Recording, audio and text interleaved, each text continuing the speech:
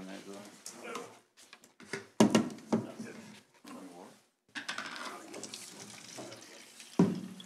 That's good, thank you. Thank you. You got this one? Yeah, thanks.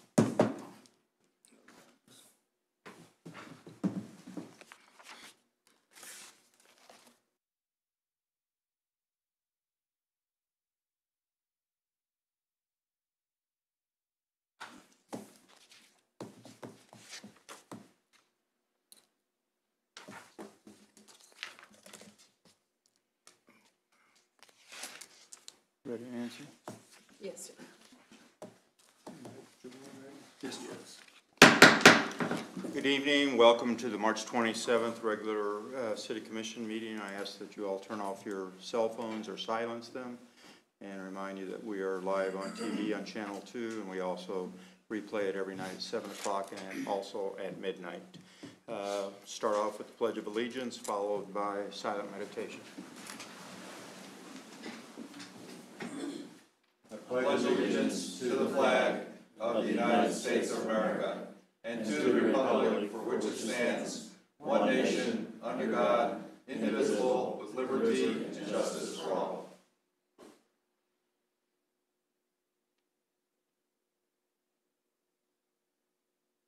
Thank you.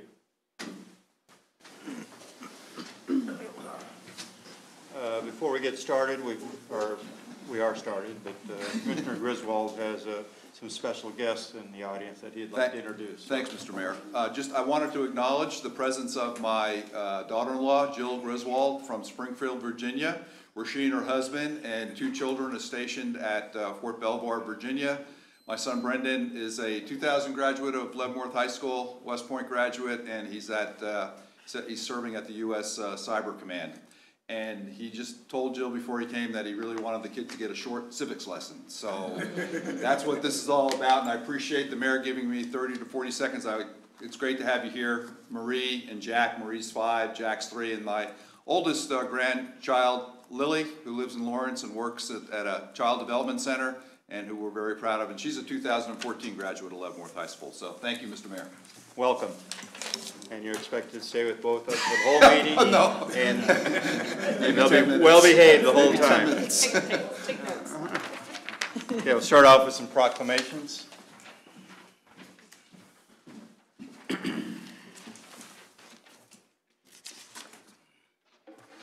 First one is Vietnam Veterans Day.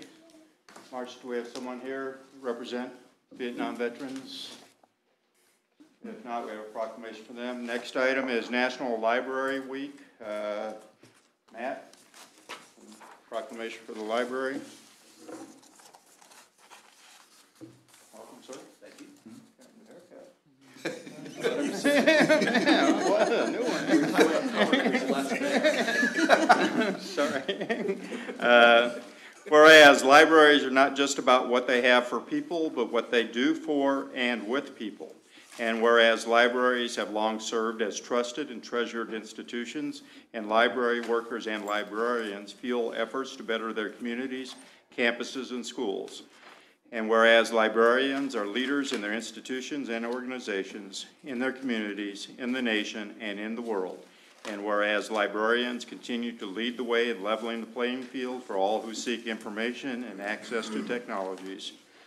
And whereas libraries and librarians look beyond their traditional roles and provide transformative opportunities for education, employment, entrepreneurship, empowerment, and engagement, as well as new services that connect closely with patrons' needs.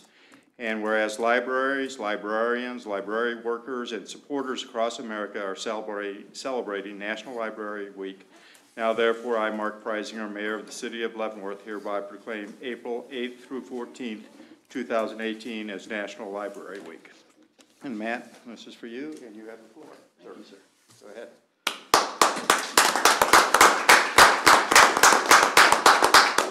I'd just like to thank you, Mr. Mayor, and the commissioners, not only for recognizing this, that we really appreciate, but also for the commitment that the city has shown to the library for over 100 years in providing facilities, providing financial support, and this kind of recognition, and being a great resource for us. I've been in a lot of libraries for a lot of years, and this board, in particular, the commission, has been one of the most supportive governmental bodies I've ever had the pleasure of working with. So we deeply appreciate it, and we hope to continue that working relationship for as long as we're both around. So thank you very much.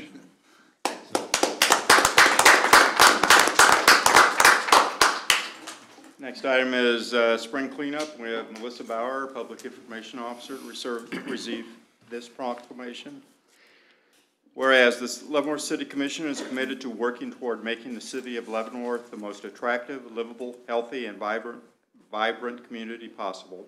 And whereas your elected leaders realize it takes the goodwill and hard work of all citizens to achieve such lofty visions, and are therefore encouraging all Leavenworth citizens to assume responsibility in maintaining a clean and attractive neighborhood environment. And whereas such collaborative efforts can serve to foster a sense of community, invigorate a sense of pride about the community, serve as an opportunity for organizational and leadership skill development, and reinforce the virtue of personal responsibility while resulting in a more attractive community with a higher quality of life. And whereas the spring cleanup kickoff will be held Saturday, April 7th, 2018 at 8:30 a.m. with a ceremony at Warren Middle School. Now therefore, I, Mark Freisinger, Mayor of the City of Leavenworth, hereby proclaim April 7th, 2018 to be Leavenworth Spring Cleanup Day. And we have Melissa Bauer, Public Information Officer, who is championing this project. Congratulations, and please say a few words. So you are all invited 8:30 a.m. at Warren Middle School on April 7th for our kickoff ceremony. We have 875 volunteers so far that are going to pick up trash throughout the city. In addition to that, we will have several services for residents. There's going to be paper shredding sponsored by Citizen Savings and Loan, 10 a.m. to 12:30 at their 5151 South 4th Street location, 1 to 2 p.m. at their 312 South 5th Street location. And then we will have household hazardous waste disposal from 8 a.m. to noon, large item drop-off 8 a.m. to 4 p.m., and those are both at Pennsylvania Street and Lawrence Avenue. And the recycling center will be open 8 a.m. to 4 p.m. Brush site will be open 8 a.m. to 3:50 p.m. that day. Thanks. Thank you.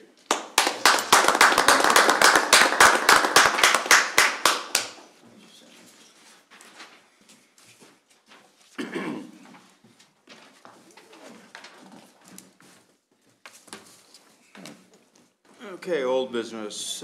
Next item is minutes for the March 13th, 2018 regular meeting.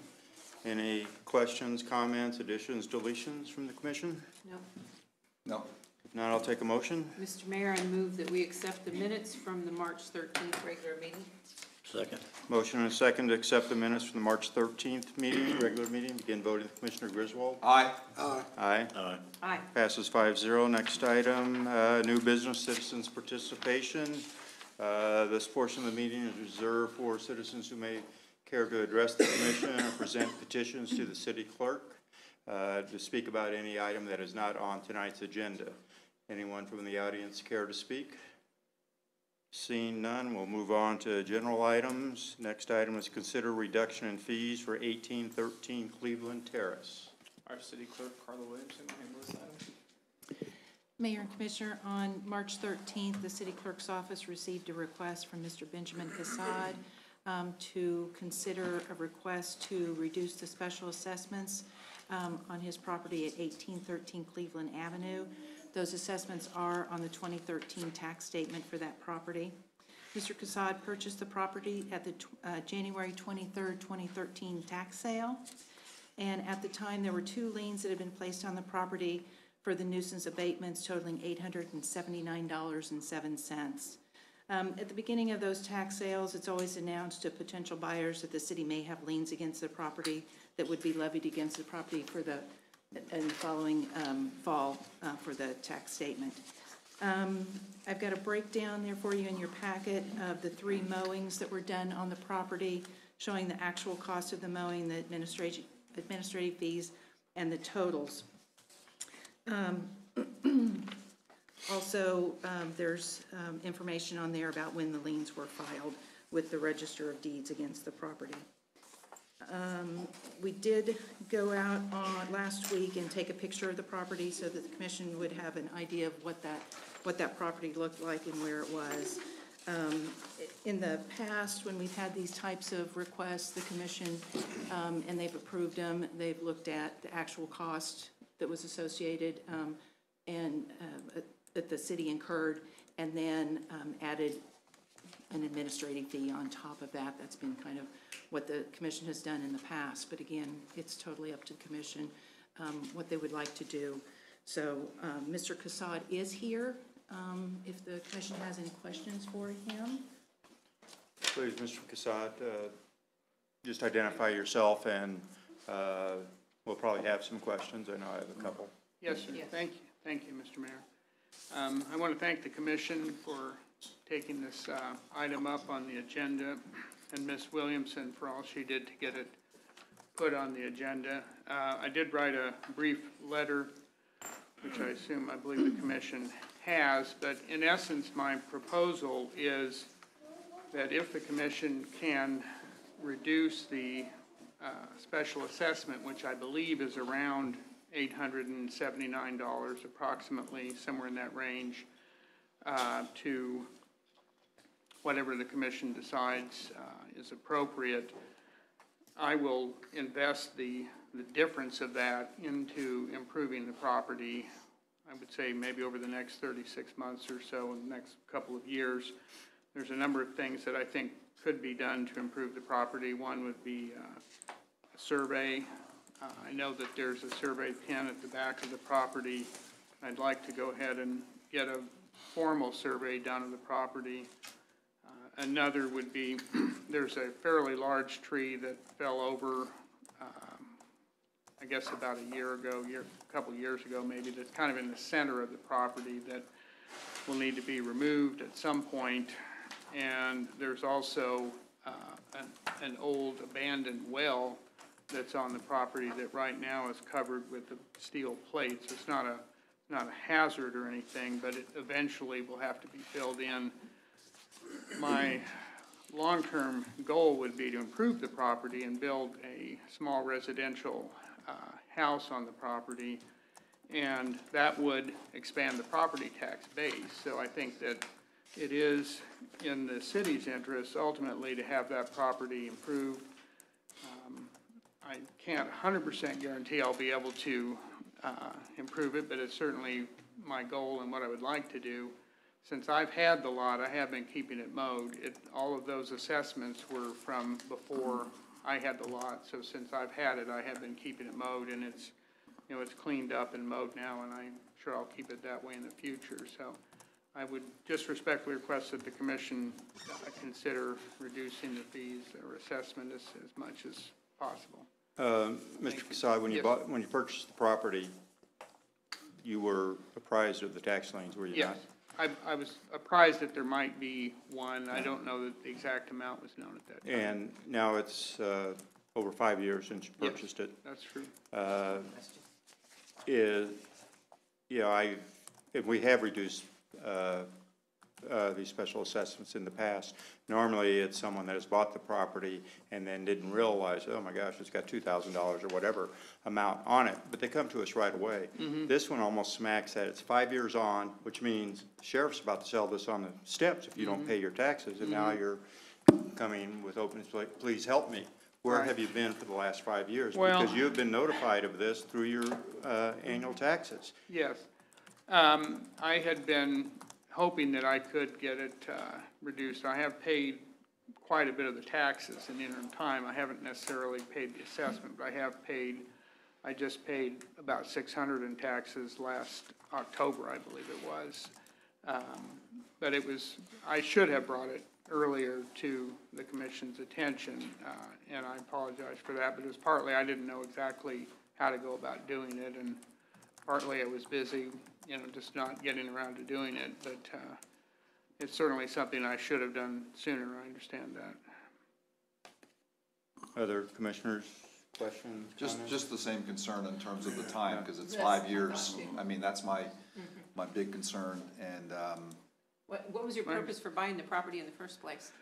Well, Because it's just been sitting, right? yeah, I had hoped that I would eventually build a small residential home there, and that's what I still intend to do with the property. Right now, I don't have the ability to improve it at this point, but I think that I may be able to do that. My hope is that in the next few years, I will be able to improve the property and build a residential home there. Have you done that with other properties? Yes, I did that. I did that with a property in Lawrence several years ago, but I have built one property. Okay. Is there a house on the property, or is it just? No, it's a vacant lot. Yeah. Describe it. And you said you plan on removing the tree Yes, sir. if you do get the reduction? Yes. Is there a time frame that you plan on doing that? Well, I could probably do that I could do that, say, by the fall, within maybe 4 months or so. My proposal, and I probably will have to put more money into the property than it would cost than the reduction in fees would amount to. So if the fees were reduced by, say, $600, I'd put that $600 in the property. It may cost more than that to remove the tree. And Definitely I'm would. fine with doing that, because I'm gonna have to do it sooner or later anyway. So I'm basically proposing devoting the money that I would spend on the assessment towards other improvements on the property, which I believe would, in the long run, be in the city's interest. But it would take you 4 months to get those Well, improvements done? Not necessarily 4 months. Okay. I could, whatever is Right. appropriate, I could do it in 3 months, say. Well, I think we're all glad to know that you plan on improving the property. I don't think that we can necessarily hold you to something, say, we'll give you this if you got the tree down. Right, I understand. Yeah, but we'd sure like that if that's in fact your plan. I'm willing to reduce this, but normally we do the cost of mowing plus $100 administrative fee, because there's, within the clerk's office, but those are people that come to us all the time. I'd be willing to do $29.07 plus $250, cut it in the middle, and that would save you $600 in admin fees. So the total amount would be $279.07. That's what I am, but it's not my decision. It's up to this I commission. understand. But it does trouble me that you have waited 5 years. Yeah. And basically the sheriff's probably telling you, if you don't have this paid next week, somebody can buy it for $20 Right. plus, they'll have to pay the $8.79. Right, I understand, Judge. But those are my thoughts, but I'm willing to entertain thoughts from other commissioners. I'm in favor. I'd be in favor of that if we put it to a motion. Well, I think he has to pay something. Obviously, there's people who speculate on land all over town and then just leave it set with the assessments against it, and I just have a problem with that, but. So is there a motion? Well, I'll make a motion. Sure. I move that we reduce the lien on the property at 1813, is it Cleveland Terrace, Cleveland Terrace, I'm sorry, to the amount of $29.07 for the cost of mowing plus $250 admin fee to make it a total of $279.07. That it's immediately due, because it'll be the lien. Won't be. Can we make sure that it's not this year's lien, that we're reducing that 5-year-old lien to that amount? I don't want to say effective today, because that would give another 5 years in theory before anyone. I'll have it paid by the end of the week. I'd like to put an addendum on that if I could, if this is paid within 7 working days. That's a good one. That's a good one. That's Well, That's a good one. We're all going to weigh in on this one. I'll have it paid within 7 Once days. the That's no commission problem. makes a decision, I have to send paperwork over to the county clerk's office, and she has to get it to the county treasurer's office to get it taken off before he can pay the reduction. That might take more than 7 days, so I might put a little bit, if you want to put a, Let's say 2 weeks. that would probably be, So I'll revise just to make it. sure everybody gets the paperwork in place. Will 2 weeks be enough? Yes, that's fine. Plenty of Okay, time. my motion is that we reduce the total abatement to $279.07, with the caveat that it must be paid within 2 weeks from today, which would be, the 10th? Yep. April 10th? Close of business April 10th? Okay. I'll have it. Second it. Motion and a second, as presented, begin voting with Commissioner Bowder. No, Aye. Aye. Aye. Passes 4-1. Thank you, Mr. Casad. Thank you very much. Mark it on your calendar. Thank you, ladies and gentlemen. Next item is Port Authority appointee review.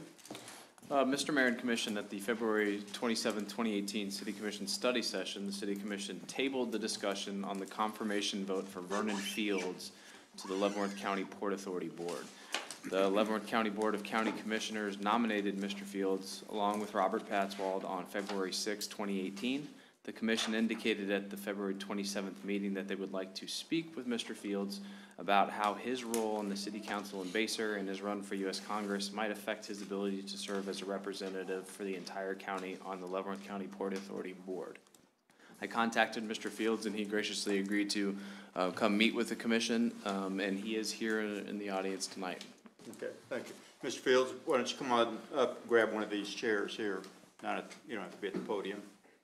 Whichever one's most comfortable for you. They're all new chairs, so they all very comfortable.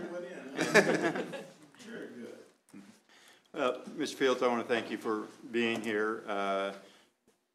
As you know, as Mr. Kramer told you, your name came up for appointment to the Leavenworth County Port Authority, and the county appoints and the city affirms, or the city appoints and the county affirms, but both of them have to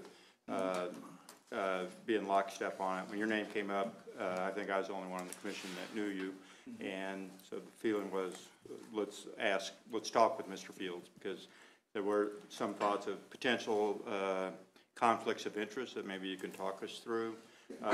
One being, I know that you're a member of the City Council of the City of Basel, and Leavenworth County Port Authority and Leavenworth County Development Corporation kind of work hand in hand, and I believe you and other members of your city council voted to remove yourselves from the LCDC, and so I want to know, how can you support the Port Authority? You'll be the first, as far as I know, in the 50 years of the Port Authority, you'll be the first elected person holding elected office that's been a member of the Port Authority Board, which can be problematic, may not be. There's probably some things that may be for the overall good of the county, that may be for Tongi, Lansing, Leavenworth, but it may not, but people in Basel may feel they're getting shortchanged, so, how do you take off that hat and put on the Port Authority hat? And obviously you're busy as a city councilman, and you're also running for U.S. Congress. You're a fairly busy man. So those are some of the questions that I'll let you address, but first of all, let me see if any of the commissioners have anything else they would like to. Okay, it's your floor, Mr. Fields, and I thank you for being here. And well, first and foremost, thank the mayor and the council, or the commission, the elected officials, the appointed officials, and others that are here for giving me the opportunity to come before this body and talk. Many of you know me from the time that I spent working with the Port Authority and LCDC on behalf of the mayor of Basel, who appointed me, I think, three years ago to represent the city on that board. I think there's been no question about the passion and the commitment and the integrity that I had in serving in that role. If I have a job to do, I'm gonna do that job. I prepared something because you talk about the future, and we really don't know what the future is going to hold. We don't know if I'm going to get elected to Congress or not. So I don't always count on things too far in the future. I try to look at what's happening here and now. But I have historically discharged my duties when I was in the military, when I retired from the Department of Justice, the Federal Bureau of Prisons, and other positions that I had, by keeping a specific focus on the goals, the objectives, the mission, the function, and the purpose of whatever organization it is that I'm there representing. That has been true throughout my entire career. When I look at the mission statement specifically for the Port Authority, it talks about economic development with Port Authority land throughout the entire county. I'm not seeing that as being a concern with Baser because there are no, to my knowledge, there's no Port Authority lands in Baser. But even from that perspective, today I was at the Mid-America Regional Council meeting representing the county. So I am a county representative on MARC. I cannot represent Baser at MARC, I represent the county. So Mark, to your point, yes, that hat comes off and the other hat comes on. Recognizing organizational boundaries, meaning recognizing the goals of an organization, the objectives, the missions, the purpose, and the focus is important for the health, welfare, and development of whatever organization I'm there representing. And I need to make sure that I represent them, whatever the organization is, based on those goals, those objectives, and that purpose. And not allow, and I've had a lot of conversations with folks in Baser about this. I know how to compartmentalize. I'm not going to take information from one organization and use it to benefit another organization when it is outside of my role. It's just not going to happen. It's never happened before, and I just don't see myself doing it now. What do I see as a major concern, though? I see a major concern being simply my obligations. I've always been one to meet my obligations. So I want to, the concern I have is right now, currently, the Port Authority Board and the City Council of Baser meet at different times, days, and locations. I've always, I think, again, people that have seen me can contest that I'm at the meetings when I'm supposed to be there. The only problem I would have, Mr. Mayor, would be if the meetings were changed. Just a little bit about the run for Congress, because I know that right there is a time-consuming entity. I have not attended any speeches or debates or anything that will interfere, that has interfered with my current obligations. My obligations are there first. So when I talk about the future, we don't know, we just don't know. But I'm committed to whatever position I've been appointed to, whatever position I've been elected to fulfill that role and fulfill those obligations that's associated with that role. I'm a pretty passionate person. I'm a pretty committed person. And as I end, I'm just saying that my commitment to this county has went back to all the way to 2000 when the Bureau first transferred me here. In 2007, the director called me and we had some conversations, and I ended up being transferred to Los Angeles for my last 2 years. But I made sure that everybody knew that I'm keeping my home here in Baser because I came to a place that I love. And if you ever hear me talk about the county, you hear me talk about that love that I have for the county. I'm looking at it being the entire county. It's just the entire county. But I have to say that my commitment is grounded in my integrity. It's grounded in my character, which is the same integrity, the same character, the same dedication that you will find in any position that I might be placed in on the Port Authority board. With that, thank you so much for allowing me the opportunity to share my thoughts. Thank you, Mr. Fields. Any questions from any commissioners? I just have one. Thank you for your remarks and comments, and I, for one, really appreciate you giving us that perspective. But what was your motivation, because you are a busy man, what was your motivation for, putting your name in the hat for the board of the Port Authority? Okay. I tend to be a grinder, and I tell folks that, and I identify a grinder as someone that will go to meetings, someone that will participate in meetings, someone that would help with development of missions, review policy statements, and things of that nature. I think that's probably grounded in the fact that I also hold a PhD, so I tend to kind of do academic type stuff or kind of stuff of that nature.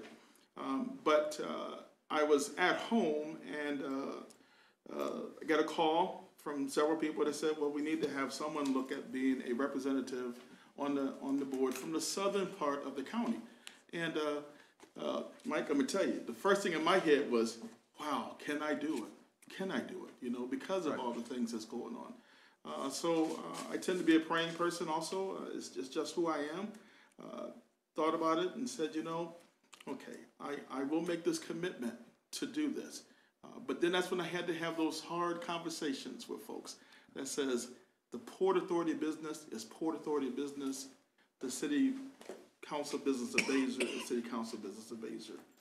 I just had to make sure folks knew that it was going to be a clean, clear cut, so that it would not be. But that's what it was. I was sitting there and I said, well, maybe I can. Thank you. Thank you.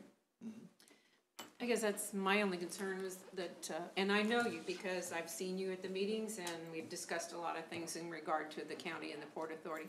I guess my only concern is that you are a sitting commissioner, and I wonder about the city of Basel and whether they plan on being part of LCDC, Okay. which is related to the Port Authority. They are all together there, so I want to know what you have to say to that, please. Okay. I have been a supporter of LCDC. I think you can talk to everybody and they know. When I had to deliver a message for the mayor, that was tough because I had to do what I had to do. But as I said before, I am only one member of the city council. I cannot, the other members, move it in one direction. All I can say is that I have to separate, and I think I've been pretty good with separating and compartmentalizing the work that I do with the LCDC, Port Authority. I remember specifically talking to the mayor and saying, Mr. Mayor, I think we need to be real clear that the decisions that's being made by this board right here, this commission right here, cannot be binding for any future commissions. Now, I know I have 1 year left on my term. Okay. And I'm not sure, I don't know what the future holds. So all I can do is just say, I've been pretty vocal about my support. I think the minutes will show in the council members that I'm pretty vocal about that, but I cannot direct and control the entire council. Okay. Any other questions? If not, thank you, Mr. Fields. Thank you for being very open with us, answering all of our questions, or we didn't have any questions, but talking with us and letting us have a chance to get to know you. And with that, we need a motion for Port Authority appointee review. Mr. Mayor, I would move that we approve the county's recommendation of Vernon Fields for the Leavenworth County Port Authority. Second. Motion and a second to appoint Vernon Fields to the Leavenworth County Port Authority Board. Begin voting. Commissioner Bowder? Aye. Aye. Aye. Aye. Aye. Passes 5-0. Congratulations, Mr. Thank you, Fields. sir. Thank you. Thank you. You've been approved. Have a Next good rest of item. the week. Do I need to be there tomorrow then? Go out and kiss some babies. There were a couple. You're running for office, you gotta kiss babies. Next item, consider 2013 federal legislative program. Mr. Mayor and Commission, the 2018 federal legislative program is in front of you. There are no changes from the study session last week when I briefed the commission. I did want to briefly respond to a question that Commissioner Griswold brought up relating to the tax exempt status of municipal bonds. So we did a little bit of research this week, and municipal bonds retain their tax exempt status, but there was a change, and I'll just read this from our financial advisor. The most notable change was the elimination of advance refunding bonds, in which a refinance technique, it's a refinancing technique commonly used by cities and other issuers of municipal bonds to lower debt service payments on outstanding bond issues during periods of lower interest rates. All that means is that there's no more tax exempt status to refinance your bonds. We last did this in 2016. Obviously, this happens when interest rates are lower, then you refinance bonds that you took at a previous time at a higher interest rate. So the tax exempt status of refinancing is no longer in place. So we'll continue to bring that up. Not a lot has been done to determine what the ramifications of that are, but on the refinance portion of it, that has lost its tax exempt status. Okay, thank you. Commissioner Griswold. No, just one other comment that I made, I think it was during our study session. The report is very good, that's gonna go forward, I know before you and the mayor go to Washington DC.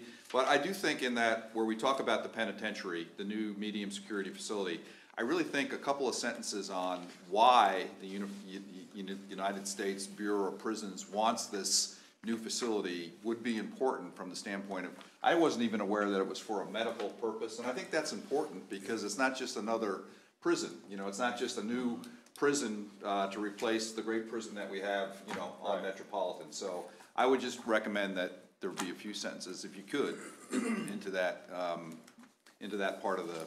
Would that be us speaking on behalf of the Department of Well, Justice? I would just double check before I did that with the BOP to see if that was still the plan, because those plans evolve. And if it Yeah. was, then I would be happy, Okay. with not bringing it back to the commission to add a sentence or two Yeah. about the stated purpose of the prison. Okay. Not a problem.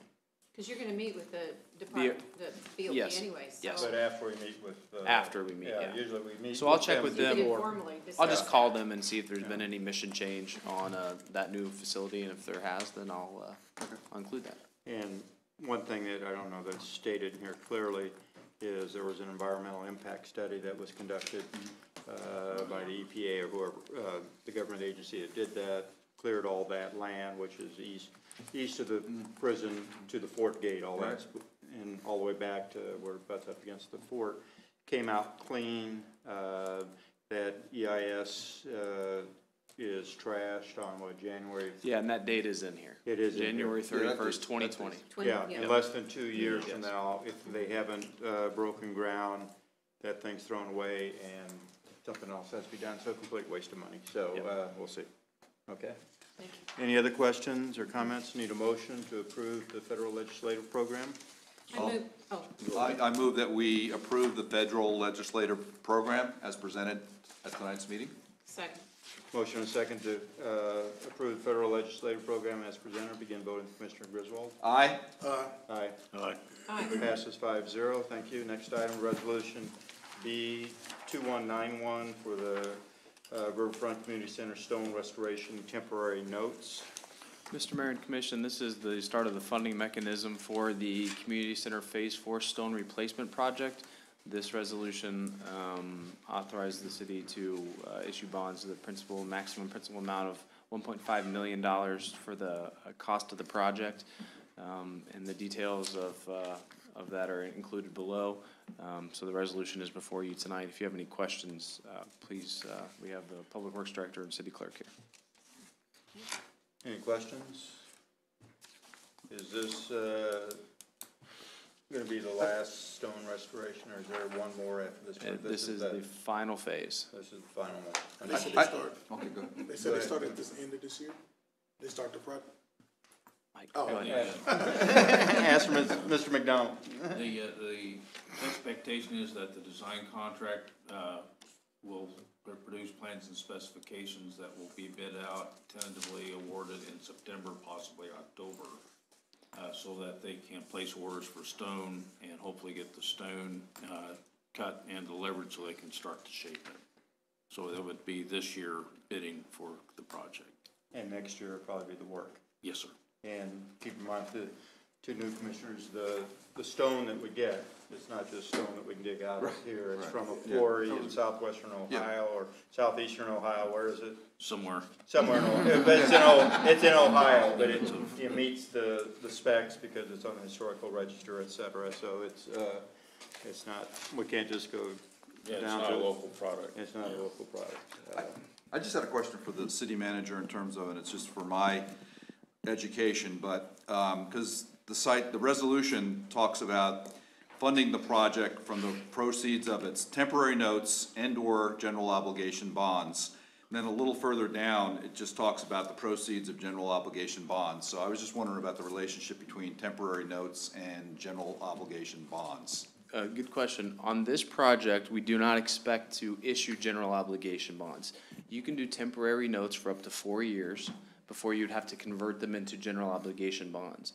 This project is funded in the out years in 2019 and 2020, so we'll be able to pay off the temporary notes before we issue general obligation bonds. However, if something came up and the commission wanted to reallocate those funds for the riverfront, the stone replacement project, you could do that, and then we could issue general obligation bonds to free up that money. But we don't anticipate issuing general obligation bonds on this project. Any other questions? Not, I'll take a motion. I move we adopt and approve Resolution B 2191 on stone replacement. Second. Motion and a second to approve Resolution 2191 for the Community Center Stone Restoration Temporary Notes. Begin voting with Commissioner Bowder. Aye. Aye. Aye. Aye. Passes 5-0. Next item, Resolution B 2192 for New Lawrence Road Temporary Notes. Mr. Mayor and Commission, this is a similar project authorizing the issuance of $605,000 of a maximum principal amount for the road improvement project at New Lawrence. We would anticipate probably issuing general obligation bonds because this road, and I think it's important to note that this, the funds for this road will be paid from the property taxes generated specifically by the development, the West Glen development at New Lawrence and 20th Street. So as those projects or those homes come on the tax rolls, the increased value from those, the property taxes from those will go to pay this debt. As that happens, we'll probably end up issuing general obligation bonds to pay off the road project. Now, will those be specials on those properties? No. But theirs would be? There's no benefit district or anything established. It'll just be cities internally using the That funds there'll be from enough that development. developed from this to pay for that? Yes. Okay. Any other questions, Mr. Kramer? If not, I'll take a motion. I'll make a motion to adopt and approve resolution number B 2192. Second. Motion second to approve Resolution 2192 for the New Lawrence Road Temporary Notes. Begin voting, Commissioner Griswold. Aye. Aye. Aye. Aye. Passes 5-0. Next item, Resolution B 2193 to approve the revised admission and continued occupancy policy for the public housing program. I'll let Andrea Cheatham, our housing manager for the Leavenworth Public Housing Authority, handle this item. Welcome, Andrew. Welcome, and hi, Mayor and Commissioners. Thank you for having me. Just an overview, our admissions and continued occupancy policy needed to be revised because there were several changes. HUD is an, ever-changing funding source, so they have a lot of rules and regulations that they place on our program that we have to, be compliant with. I found the policy to be out of compliance in a lot of areas. So I decided to just totally revamp the whole policy and update the policy to be totally compliant with HUD. So we would be in regulations. And a lot of the changes from the policy is why we had to update the pet policy. And we also implemented a new smoke-free policy that also had to be in that policy, as well as the lease had to also include these items. So everything on the agenda under that policy are all enclosed also in that policy, but they were all necessary changes. So the major change here really is make the smoke-free. Yes, go ahead. That's on. Yes, that is a major change that I have been prepping the tenants for since last April. We've held like 4 meetings. Some we've given refreshments and others like interactive meetings, giving the tenants a chance to give their opinion and how they feel about it. Smoking cessation tips and just, supplying them with materials of why it's necessary to go smoke-free and that it is a requirement of HUD. It's nothing that we can opt out of. It's something that, once again, that for us to be in compliance with HUD, we have to go smoke-free. We are going to build a smoking shelter. We've enlisted Kirsten Construction to build the structure. Because of the rain and the weather, we can't get started till should be started the 2nd week in April. Take about a week to build.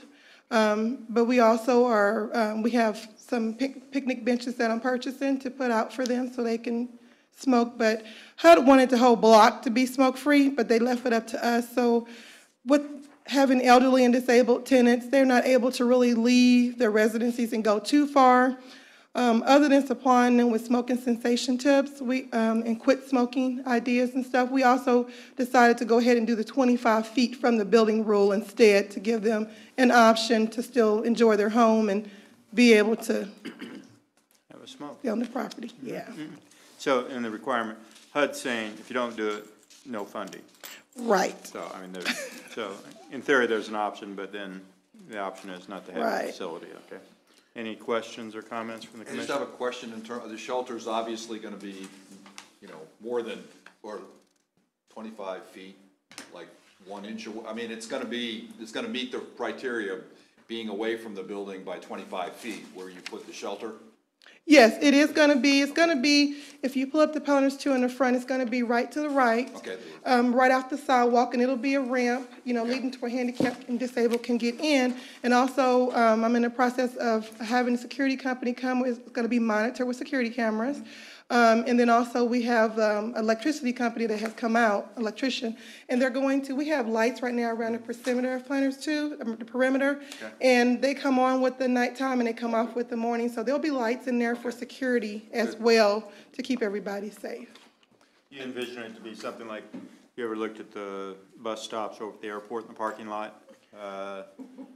Yeah, what's the name of the parking lot over, the. Oh, the case- park and ride, or the Park spot. parking spot? Yeah. Not the parking spot, but the The one economy run by parking. KCI.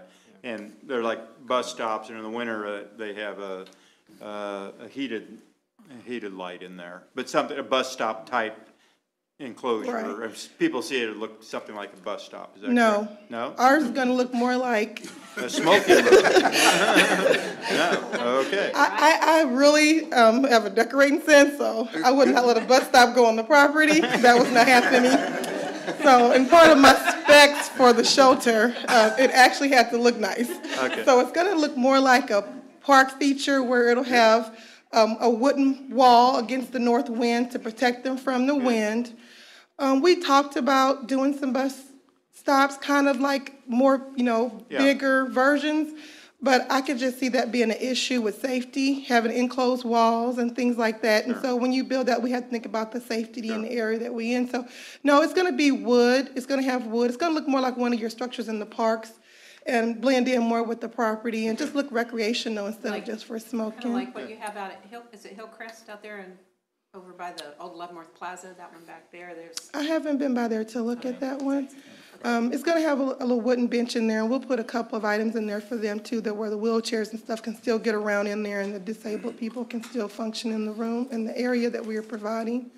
But it's gonna have a concrete pad, and it'll have a metal roof to keep the elements off of them, and the wind wall will be up against the north, so it'll keep that north wind off of them.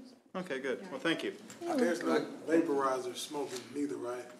Oh, no, we call that ends. There's no electronic delivery devices, no, none of that. We totally seen cut that out package. smoking. And so when's the policy become effective? April 1st. Okay, now the new smoking shelter, will that be done after the 1st of April? or- Unfortunately, it had to be due to the weather, and with the time we put it in, they were saying they had other projects that were waiting for the weather as well. But the tenants are they've gotten on board with the no smoking. Basically, most of them tried to stop smoking before the deadline.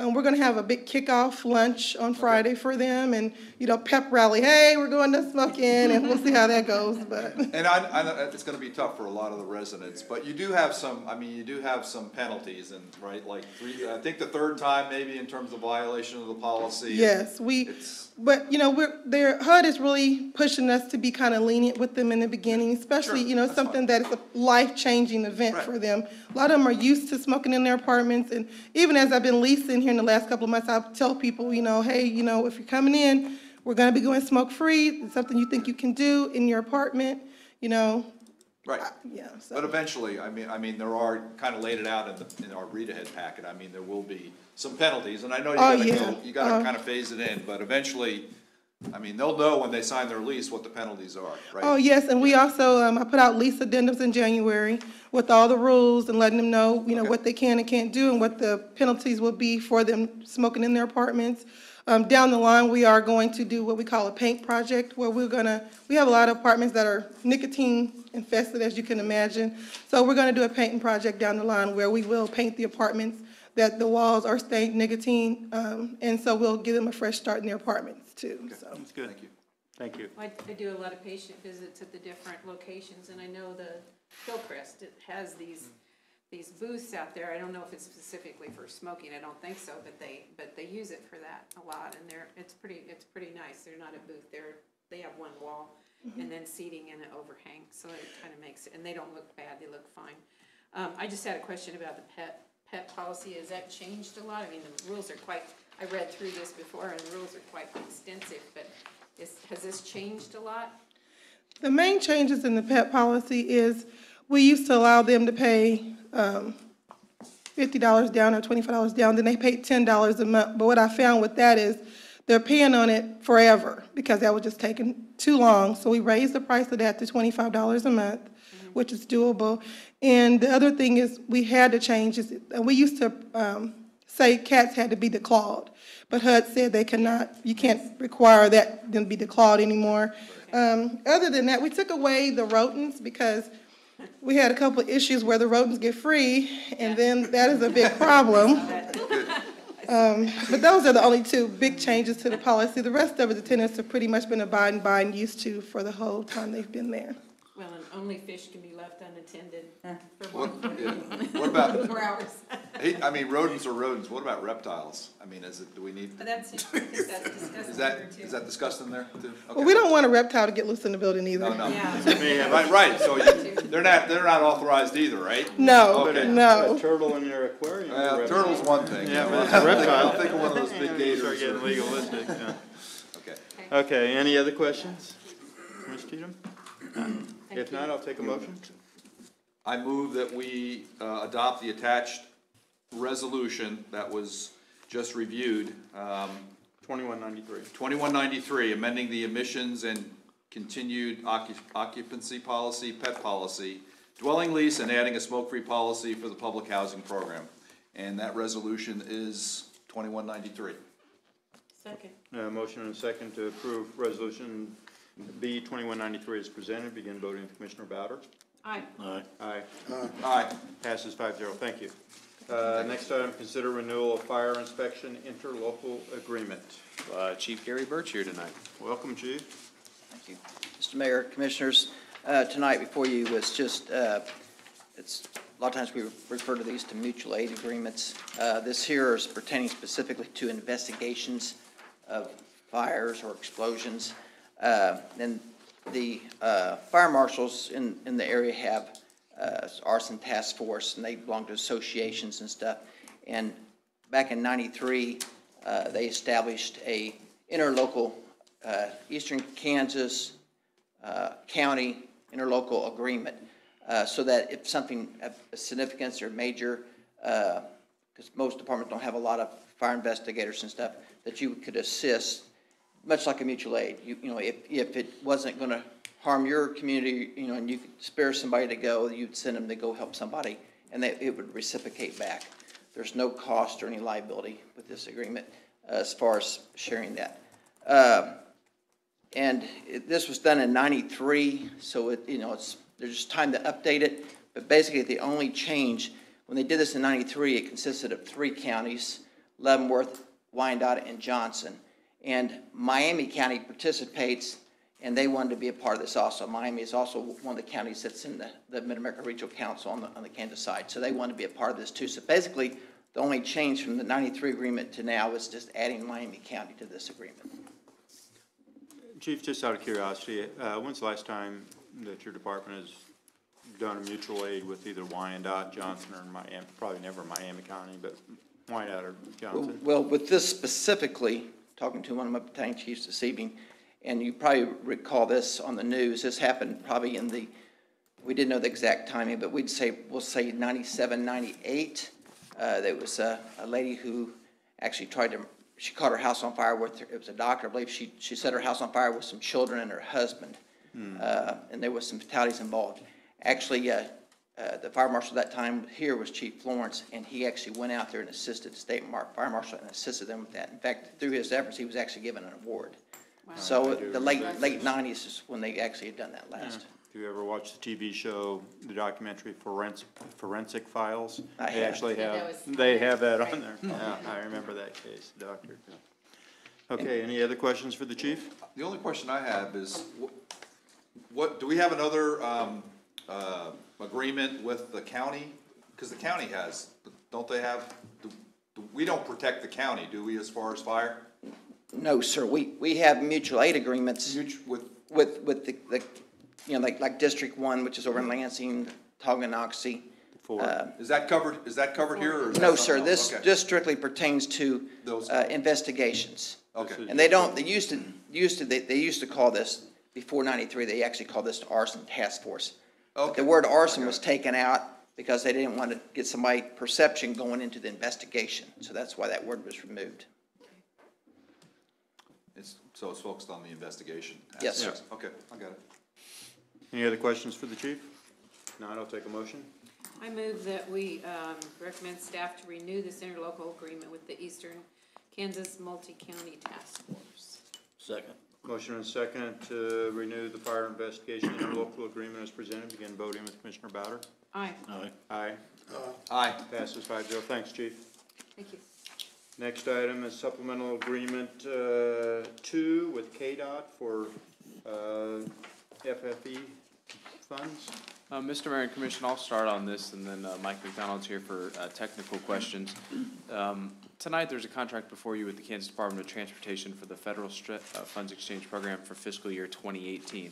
What the Federal Funds Exchange Program is money comes from the Federal Highway Administration to the state, and it's allocated based on population. So, for instance, the city of Leavenworth in 2018, the exchange would have brought in $417,056.19.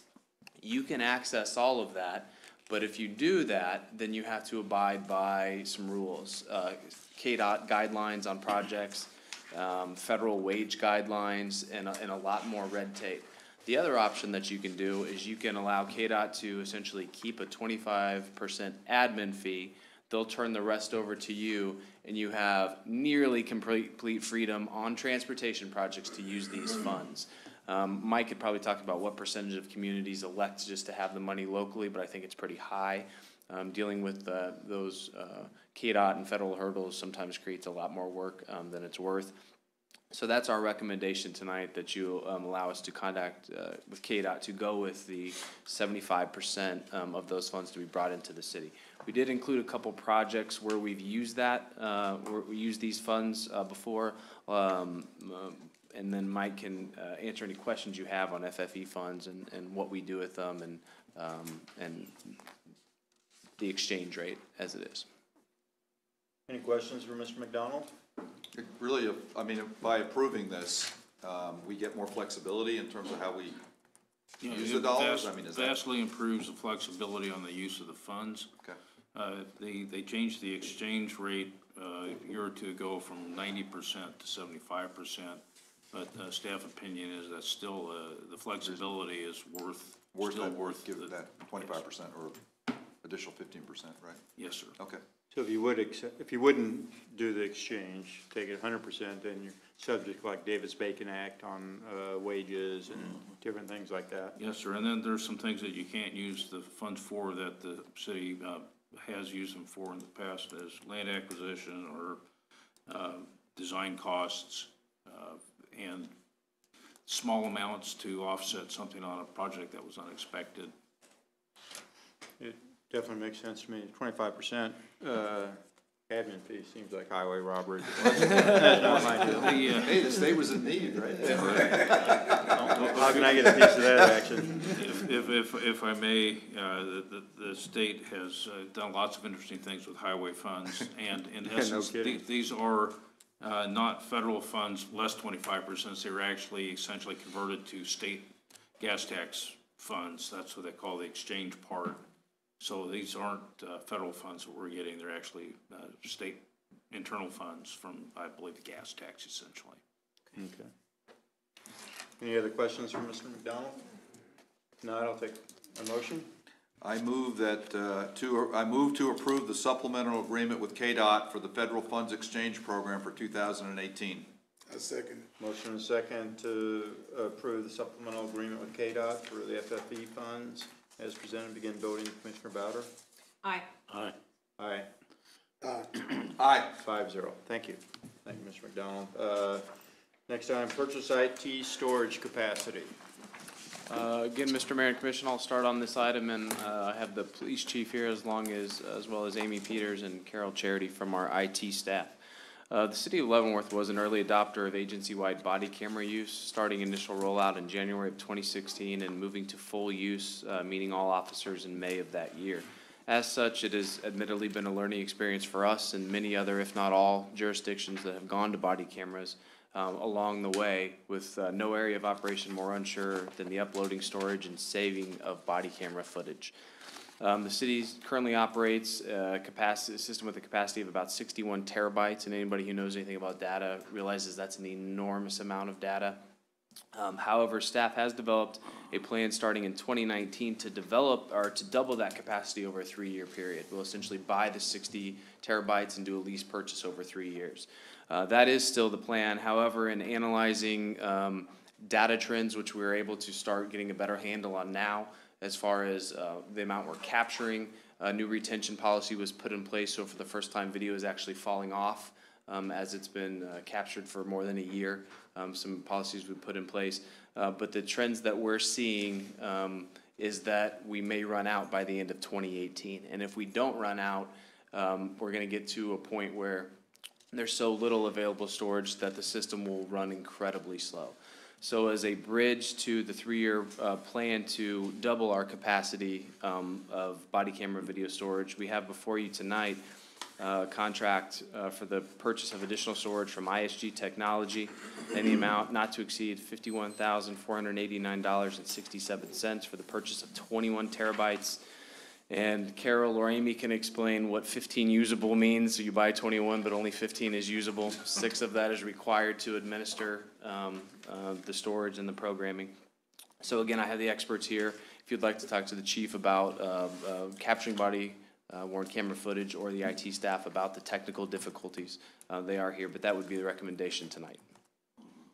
Looks like everybody wants 25% of the They're getting 25% of these 6. Any questions for IT? Why don't you come on I just up have a here. question in terms of, just without getting into a lot of detail. Okay, we have the local storage, and then we have the cloud. The cloud's being used for backup, so how's that working? I mean, couldn't the local servers, they get to a point where it goes to the cloud, and then, you know, with however many terabytes we have right now, that would be sufficient? That's probably not the right answer, but I just wanted to understand a little bit about the technical aspects of this. The data that we have local Okay. is what's being brought in. Right. That is backed up and sent to the cloud for a couple of reasons. Okay. For if something happens with the Okay. data locally, or if something happens to the building itself, then we have a place to go to recover that data. But to work with it local, we need to work with it locally though for at least some period of time, right? Yeah, it's backed up, I mean, every night it's backed up. So even though it's added each night. Right. It's still backed up every night. Is there a certain, and you do at a certain point in terms of the local servers, or is there some place where we just, at some point we just say, it's good, it's in backup, it's in the cloud, you know, it's like a couple, or how long do we have to retain the information? That is a question actually for the chief. Okay. There's certain rules that you have to. Yeah. Oh, Yeah. hello. How long we have to retain data depends on what it is. If Okay. it's evidence of a crime. Right. As dictated by court rules of evidence. Right. So, for example, a murder investigation, Right. we're required to keep that forever. There's some other things that are the less serious. The biggest debate and dilemma that I'm having now in terms of the policy would be this example, sir. The St. Patrick's Day Parade. So we had 22 police officers working assigned to the parade. The rule requires once you're out and you're in contact, it needs to be on. So for that, 2.5 or 3 hours, the cameras are on, it's collecting data. So what we're trying to debate in our heads now and trying to get a good grasp of is how long we should retain that. If nothing happens at the parade, there's no incidents, it should be, fairly easy to make some decision about when to get rid of it. except for on the day after we get rid of it, if somebody comes to complain or makes an issue of it, and we've deleted and we don't have it, you know, that's where we're debating. It's not the crime, it's not that, that's easy, we are just simply required to do that. It's the rest of it that we're really trying to do, and it's a lot. We're probably responsible for about 1.5 terabytes a month, just the police department, that's the bulk of where it's coming from. And so we've tried an awful lot. We spend a lot of time studying it and calculating it, and we've learned an awful lot. We're getting much closer to an accurate assessment annually. So that's where we are now. We just missed by a little bit. Once let's say you did make a decision sometime in the next few months that, would you send the St. Patrick's Day data that you have and the videos and everything, would that go to the cloud? Here's what the rule is now. Right. So we would keep it active for about 30 days, okay? Then it would go to the cloud or back up. Okay. And we'd keep that for about a year. Okay. I'm just still very reluctant. Sure. To get rid of something just in case. We came up with that for things like litigation. You can file a claim or something like that. So that's where we are now. We've come from 2 years ago to today with a much more accurate assessment of what we're collecting. Now the debate has turned to what's a reasonable policy about how long to keep it and retain it, whether it's immediately available or on backup. And I know the data is coming in each and every day, but if you do make a decision in a few months to put the St. Patrick's Day, Parade Day data into the cloud, can you take it off the local servers and everything? Can you take it? Right, so free up space there? Right, so we call that the retention policy. So right now, something like that in 1 year would be gone, completely gone. Okay, I got it. Thank you. Any other questions for IT or the chief? No. If not, I'll take a motion. I move that the city purchase additional storage from ISG Technology in an amount not to exceed $51,489.67. Second. Motion and a second to purchase the IT storage capacity for $51,489.67. Again, voted Commissioner Bowder. Aye. Aye. Aye. Aye. Passes 5-0. Thank you, Chief. Thanks, Carol. Thank you. It's needed, I guess. We've got to do it. Next item, first consideration, ordinance special use permit for the Child Care Center at 1922 Fifth Avenue. City Planner Julie Hurley will handle this item. Thank you, Mr. Mayor and Commissioners. As you said, this is a request for a special use permit to allow Child Care Center at 1922 Fifth Avenue. The applicant, Savannah Nelson, she does have a license from the state of Kansas for a maximum of 12 children, dependent upon their ages, as the standard with the licenses. Property is zoned R19, medium-density single-family residential, and child care centers aren't allowed use in that zoning district with special use permit. There's a number of conditions of determination. The only one that I'll really point out in here, the number 2 there on page 1, is that they shall provide at least 100 square feet of open space per child that's enclosed 100% by a maximum or minimum 4-foot high fence or wall. When we had written this, the backyard was open to the street behind the property. It's double frontage property. After the Planning Commission reviewed this, they did fully enclose that backyard space, so that requirement has been met as of now. So the application is in compliance with all requirements of our regulations. After staff sent out the required notice to property owners within 200 feet of the subject property prior to Planning Commission, we did receive 2 phone calls from neighbors in opposition to the application, but neither appeared at the Planning Commission meeting to speak, and they did not submit any written comments regarding that. The Planning Commission did consider this item at their March 12th meeting and voted 5-0 to recommend approval of the special use permit, subject to the 4 conditions that I've included in the report, and I'll just go over those real quick. The first is that the minimum 1,200 square foot of open space be 100% enclosed by a minimum 4-foot high fence or wall, and maintained in good condition. As I said, that has been met at this point. Second is that the permanent copy or permanent group daycare home license shall be provided annually upon the renewal by the state of Kansas. Third is that the operation is limited to a maximum of 12 children. And fourth is that no additional home occupations shall be carried out at the residence. So if you have any questions, I can answer those for you now. Any questions for Ms. Hurley? No, looks good to me. And just for the record, this is my mother that owns this daycare. Just want to get that on record. So you need to. Then you can't vote. No, you can vote. Well, you can, the only- but- The only reason that he should abstain from voting is if he or his spouse, if a commissioner or their spouse has a fiduciary interest in a particular project. Meaning that if your parent, your brother, your sister, your child, if it's an adult child, something like that, you still are really expected to vote. And, because if you took, not so much of Leavenworth, but in the state of Kansas, if every commissioner take themselves out of a vote, because I know that person or relative, their small towns couldn't get any business done. But, the only times you're required to abstain is if you or your spouse have fiduciary interest. It's your daycare. Yeah, if it's your daycare, but if your mother's, I would expect you to vote, but that's your call. Yeah, I'll vote. I just Yeah, that's an accurate summary, despite the state of Kansas does not deem the parent-child relationship in and of itself to be a substantial interest for purposes of conflict of interest laws, so it's a fair assessment that you made. Okay, thank you. So, but all we're looking for here is a consensus. Do we have a consensus to move this forward? Yes. Yeah. Yes. We've got three, thank you. Next item, first consideration ordinance, change the name of Sheridan Avenue to Sheridan Street, or is it Street to Avenue to Street? I'll let our Public Works Director navigate you through this one.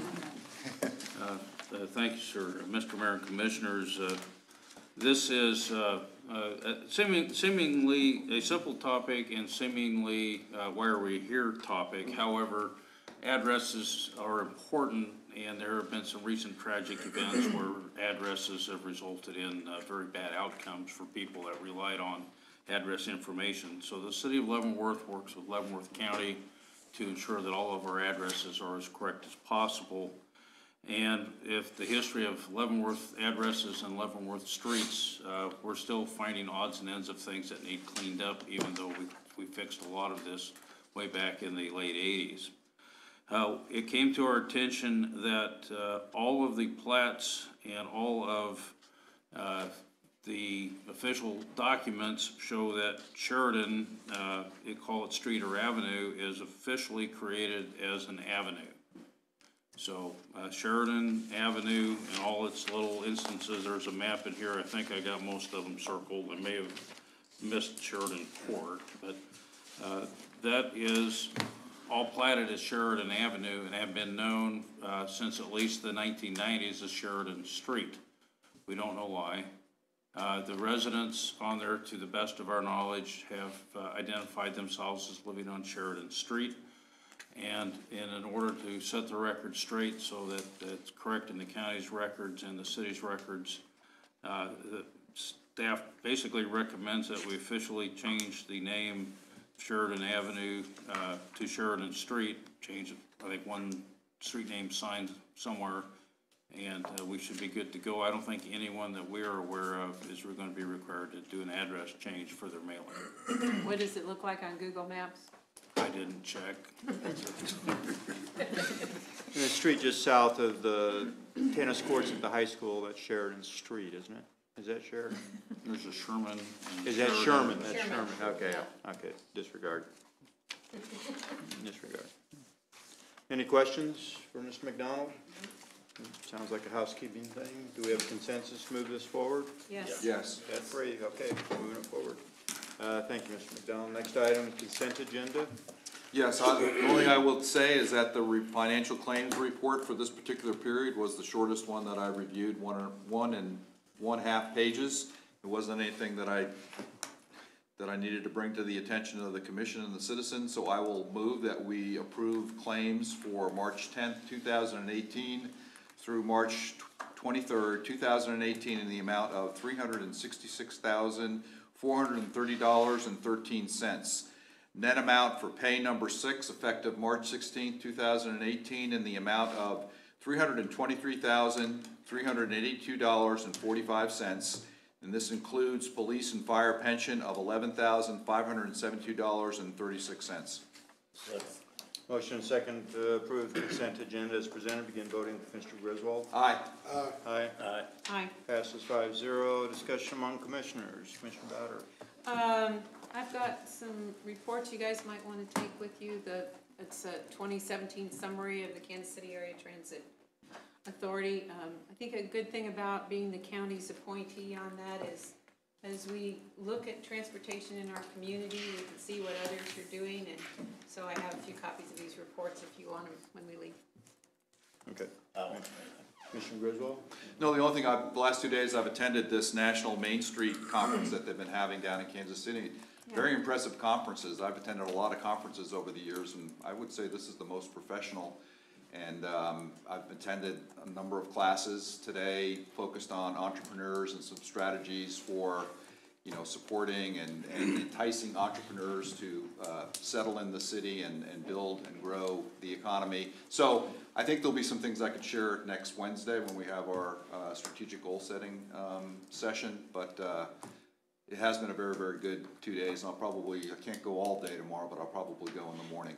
So Those are good. Yeah. I attended them when I went when I was with Main Street, and a lot of them are taught by businesses that are successful in their communities, and it's so very well organized, good and the people who are presenting are highly qualified. So I've been very impressed. So. And the First City Film Festival, it was a huge success as well. I attended one night. It was great. Great movies. Hopefully I can get a movie produced one day. But it was great, though. It was great. Yes. Last week happened to be Mayors for Wheels, where mayors across the country deliver Meals on Wheels. And I went out with Ms. Julie Stark, who is the nutritionist ahead of the Meals on Wheels program at Leavenworth County Council on Aging. She does an outstanding job, and we visited 6 residents or took them their meals. Ms. Helen Nayland, Ms. Bennis Greenwood, Mr. Robert Sudi, Mrs. Anna Egley, Larry Ragland, and Linda Hunn. And it was just great visiting with all those folks. It's a very important program that's available in this community and throughout the country. And the people the volunteers that keep this moving, the hundreds of thousands of hours of volunteer during the year is necessary. The recipients are so thankful for it, and it's an outstanding program, and I hope that it always continues, and I think that it probably will. Just an item of just kind of trivia from what I understand. This is probably more for the police chief who's still here. I understand that if KU wins the national championship, we have a mutual aid thing with Lawrence that you have to send police officers over there to walk up and down Massachusetts Avenue or something. Please tell us. Yes, sir. We will, we have a mutual aid agreement. We've been, every year in about August or so, we start to plan for it. And this is a year they made the Final Four. We'll send actually 6 police officers. 6 officers down, and we'll participate on Saturday night with supporting the Lawrence Police Department, the Douglas County Sheriff's Department, and a number of regional partners to ensure that the kids behave themselves about as well as they can. And then if they are successful Saturday, we'll also be back on Monday to help them in the event that the celebration is bigger. So we'll be helping. Fire Chief, you're not involved in that. Water cannon or anything? Sir, I believe the fire chief is a K-State fan. I don't think they quite made it all the way to. As am I, by the way. Yes. Okay. Any other things? Mr. Kramer, Mr. Waters, Ms. Williamson. If not, I'll take a motion to adjourn. So moved. Second. Motion, all in favor, say aye. Aye. Opposed? We're adjourned. Thank you.